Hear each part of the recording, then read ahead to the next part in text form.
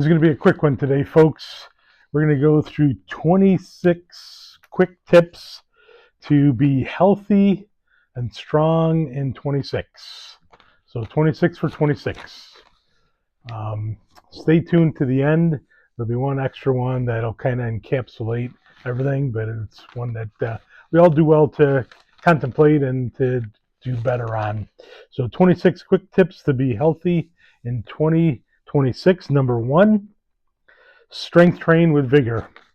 Have the goal for next year to be stronger than we are this year. And as we age, that could be challenging, but it's a great thing for us to do. So be determined to, whether it's in your basement or in the gym, to train hard, lifting weights and strength training. Number two, try to incorporate once or twice a week high intensity interval training.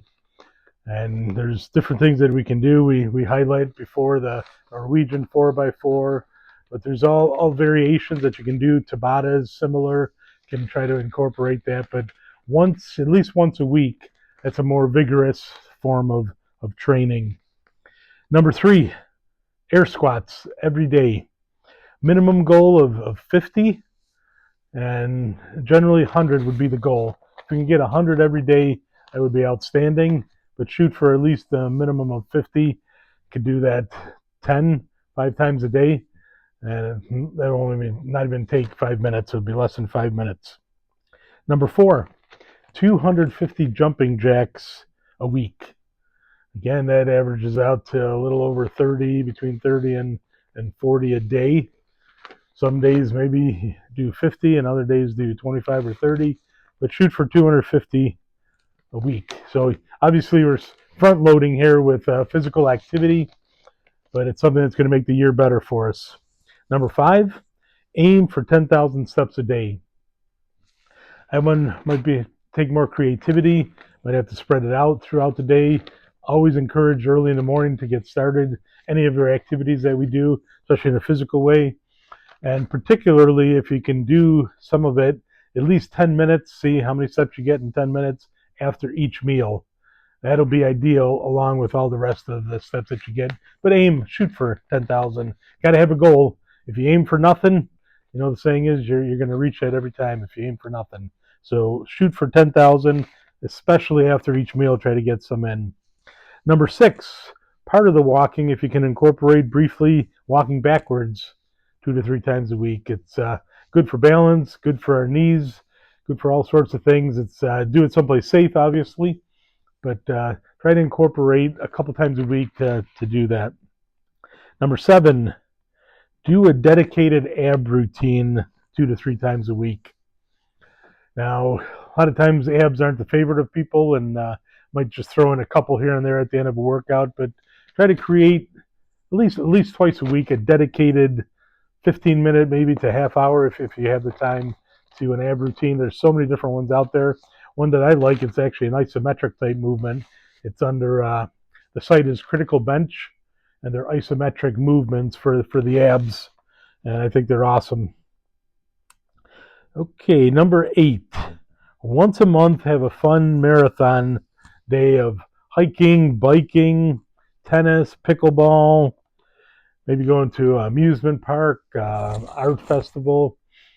Kind of a marathon of you're not going crazy, but you're doing activity literally all day, and maybe you have to build them on top of each other, do different things. But once a month, try to have fun while we're doing physical things and things that you might like, playing volleyball, swimming, all sorts of things, but try to make it throughout the day. Number 9, incorporate weighted vests into your hiking and walking 2 to 3 times a week. So we talked about the 10,000 steps. Can you incorporate a little bit of wearing a weighted vest in doing that activity? Maybe when you're doing the backwards walking, but try to incorporate a weighted vest to intensify our efforts, and we're going to get good outcomes from that. Number 10, get outside in the morning, 10 to 15 minutes for early morning sunlight.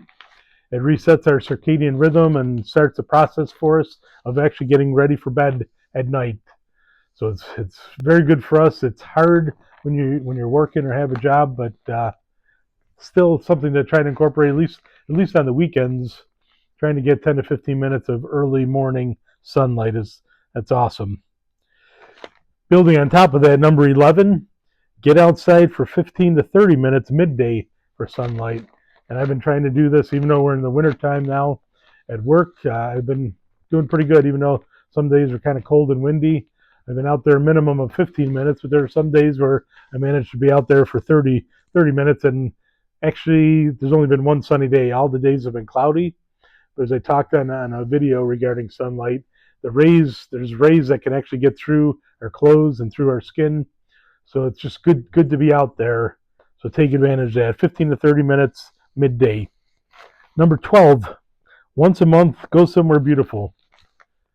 If you can, go to a beach, go to the forest, go to a lake, or where there's a park with streams. If you have mountains or hills nearby, maybe just take a ride if it's the weather's inclement, but ride somewhere where it's beautiful. Get outside to enjoy creation around us, beautiful things that are out there, good for our spirit. So that's what we want to do at least once a month if you can. Everybody leads busy lives, but doing those kinds of things, it's rewarding, and we need it. Number 13, a basic one that we've talked about before, park farther away from the store or the mall. If you have to go do your grocery shopping or you're going shopping anywhere and you're inclined to always be as close as possible, if the weather's fair enough, purposely park farther away so that you can add steps to your routine. And it gets us in the mindset that on a daily basis, we're trying to improve on our physical activity. So that's what we're looking for, whatever avenue it is. So park farther away. Number 14, try to go to bed consistently at the same time. There's research and studies that talk about if, let's say, you average 8 hours, which is phenomenal if you can do that. If you average 8 hours, great, keep it up. But if it's a different bedtime, it's not as good maybe if somebody actually has a little less sleep, but they're going to bed consistently at the same time. So trying to incorporate that. If you're 9:30, 10 o'clock, 10:30, try to keep it in that range all the time. Number 15, first thing when you wake up, drink a glass of water. Just had a recent video on how important it is to be hydrated and how the majority of Americans are not hydrated. And so that's a good way to start the day. Drink a glass of water. Some people add electrolytes to them, but starting that way and then planning throughout the day, have your stainless steel container or a glass container where you're going to bring water with you to work or wherever you're going to make sure that all day long you're staying hydrated. Number 16, breath work. Breath work and humming. The humming part is for nitric oxide that we need, and especially as we age, we produce less of it. So humming is a good thing, and deep breathing, slow breathing, all is going to benefit our health. A simple way is if you drive to work to do it while you're driving to work, and when you're driving home, simple way to get it twice a day. Number 18, create a personal nighttime routine for optimized sleep. We all have different schedules. We all have different things that we do. As I mentioned, early in the morning, seeing the sunlight is a way to prepare for that. But even at nighttime, can we do something with our lights, have the lights off? A lot of people put up red lights so that they don't have to have the blue light effect, whether it's from screens, computer screens, phone screens.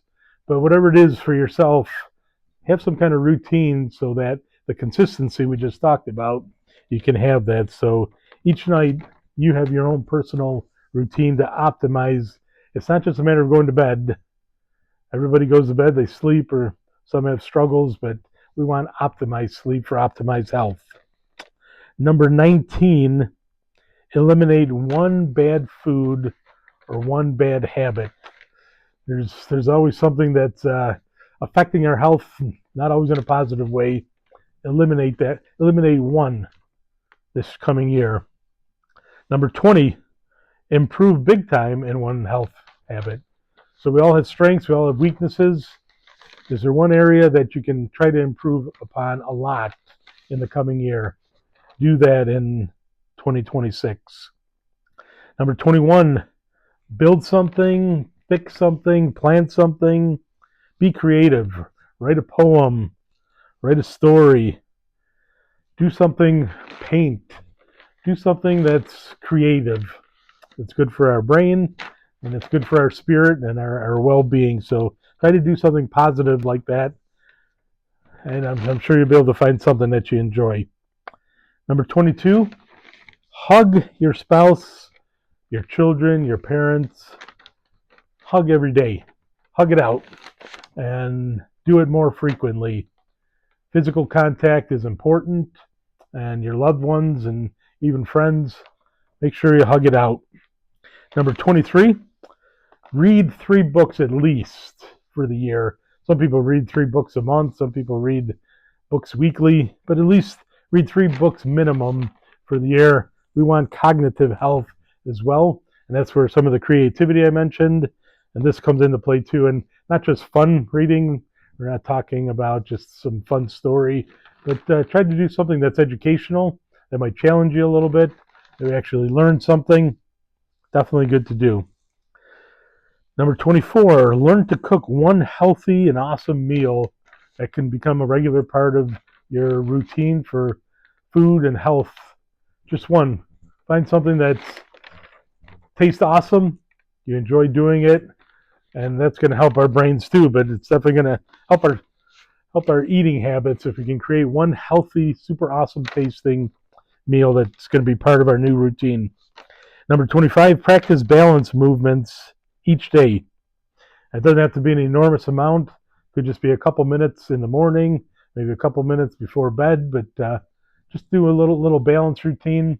Other things that you can do, one doctor recommends brushing your teeth, standing on one leg while you're doing it, and rotate. So we want balance, especially as we get older. We want to keep our balance. Number 26 is something that we've talked about many times. Always take the stairs. Again, where our physical movement is a priority. We're not looking for the easy way out in things when we don't have to. Obviously, if you have a health situation, that would be a different thing. But if you don't, take the stairs. Take the stairs for sure. So those are 26 things. There's a million things that we could probably cover. But if we try to incorporate these 26 things, be surprised how the year could turn out in our health, even our happiness, our well-being. And the final tip that I said would be a bonus that I want you to consider. We know the saying, I'm sure you've heard it, it's actually from the Bible, there is more happiness in giving than there is in receiving. So try to give of yourself, try to give of your time, your energy, yourself to others, whether it's family, friends, strangers. The more we give of ourselves, obviously, the happier we will turn out to be. So these are just some tips that I thought would be good to think about as we go into 2026. It's important to have goals, have a target, aim for something, and truly it'll make 2026 better in so many ways for ourselves, for our health span, and our longevity.